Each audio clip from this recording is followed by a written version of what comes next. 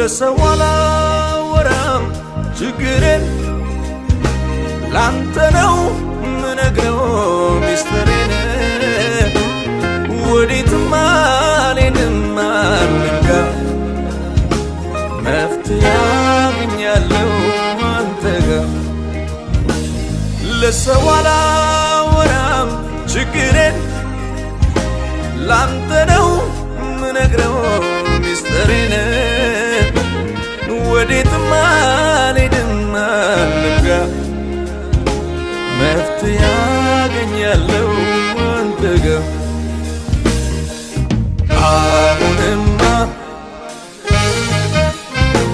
አይኔን አንስቻለሁ ከሰው ላይ አይኔን አንስቻለሁ ከሰው ላይ